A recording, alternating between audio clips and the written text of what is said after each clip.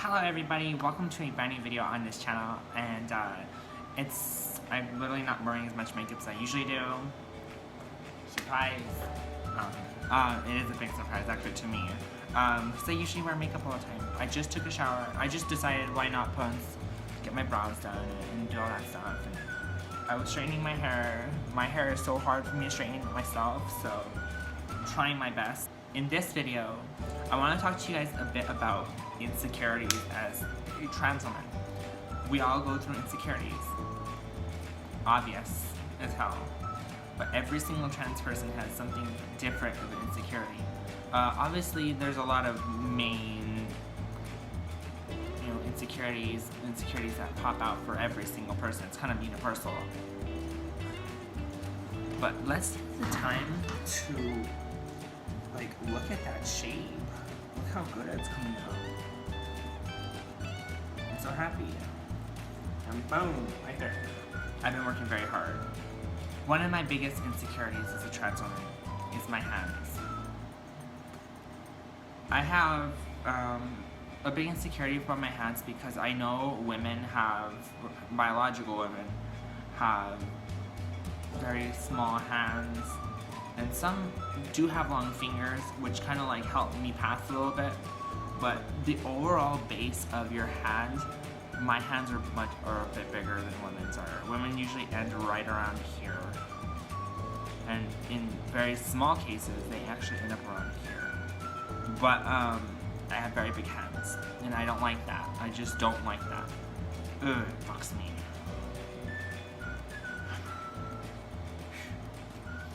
Another insecurity of mine is my feet size. Now I'm going to show you guys my feet because I'm very, very, cautious about my feet. Now my feet could be worse. I wear a size 10, sometimes 9.5, and it could be worse. It could be 11s, it could be 12s, like some trans women have to wear. So I'm not too big on that, but it's not that big. I guess feet is not a big issue to me. Hands are mainly. Being transgender and gender dysphoria, having it in general, is that it sucks because you will be insecure about one thing and then another thing the next day that you were completely cool with, but the day before. It just changes. It changes a lot. One of my insecurities is my shoulders. A lot of people tell me, oh, your shoulders aren't that wide, it's not that broad. And that's true, I guess you could say. I'm very, very fortunate for some of the body features I actually do have. But there are some people that might have nose insecurities, chin insecurities, Adam's apple insecurities. I'm very thankful for not having much of an Adam's apple. I'm very thankful for not having much of a huge nose, even though it still kind of is an insecurity of mine because of how, I don't know, a lot of people say it's cool. People have insecurities about their lips. They might not have any lips. They might have something like that. I'm very fortunate because I have that, that Cupid's bow. I have pretty full lips. Once I get my transition going, my lips are gonna look a lot more full, and they're gonna look so much more beautiful. Some people might be insecure about their eyebrows, or how low they are, their brow bones, because of how thick they are. My brow bone I am insecure about because it pops out a lot more, and that's not prominent on women. And that's one thing I really do want to fix when it comes to FFS, when it does come. A quick little thing that I want to talk to you guys about is, if you guys do want to support me, please purchase my book. It will be down in the description below if you like reading. It's also on ebook copy if you want to go check it out on Amazon. It's called Apple Mia. I wrote it about years ago, and it's finally come out in December. Also, if you do want to support and you just don't want to buy a book, my GoFundMe will be in the description as well, to go help me out. We're trying to save up for FFS because that is one of the surgeries that probably won't be covered by insurance. And of course, we have the main thing, dysphoria, part of dysphoria for most men and women, or just this middle part. And if you guys don't know what I'm talking about, you guys need to start doing your lessons. It is your genitals. This was not a big dysphoric thing I had, surprisingly, but it built up now it's kind of like a big issue to me, and I don't like it anymore. At first, I was not dysphoric about it at all for some reason, though I didn't, I tried hiding it. I didn't want it to be like seen or anything, but at the same time, it wasn't that big of an issue. Now it is. Another big issue might be the size of your rib cage. My rib cage is not too big. I've been told by my friends and people that I know that my rib cage is pretty feminine and small. People might be dysphoric about their legs. Fortunately for me, people have told me I have very feminine legs, and I'm not here to like talk to you guys about how I don't want to show off all this stuff about myself. I'm trying to show you guys that people have different things about themselves.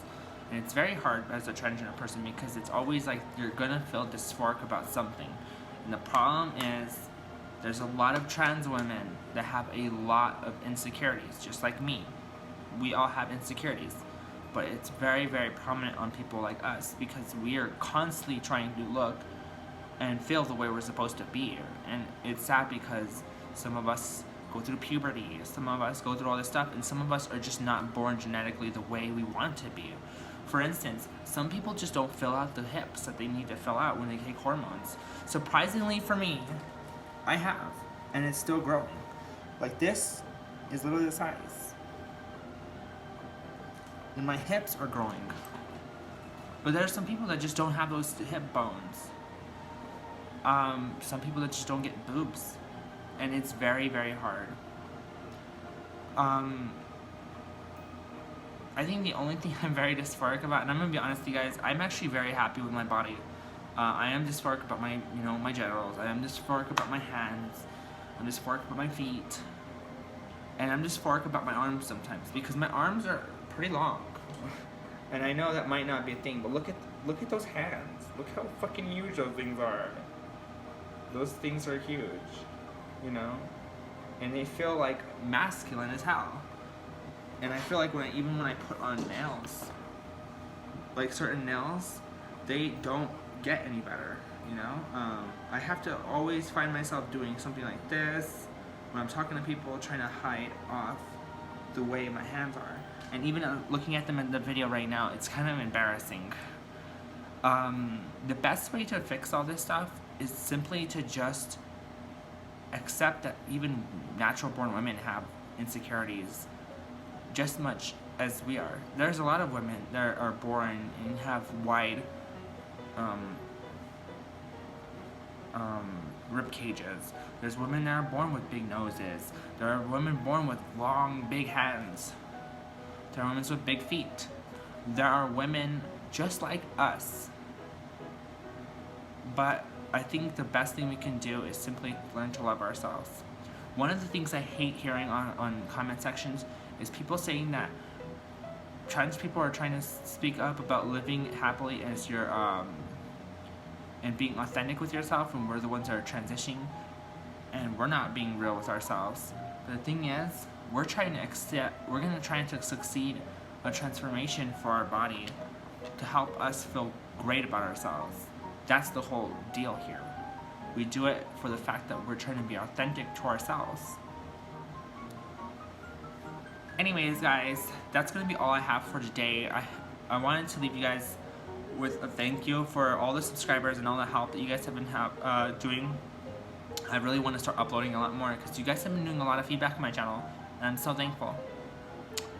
But anyways, if you guys do want to become a Charlotteer, please subscribe down below. Like I said, if you do want to support me and if you really, really want to read my book and be an awesome person, go check out Apple Mia and go and read it. And if you like it, or just leave a review, whatever you want. It doesn't have to be great just because you know me. Okay? But yeah, I love you guys lots of Tater Tots. I'll see you guys in the next video. I'm Charlotte. You guys are my Charlotteers. Bye. Mwah.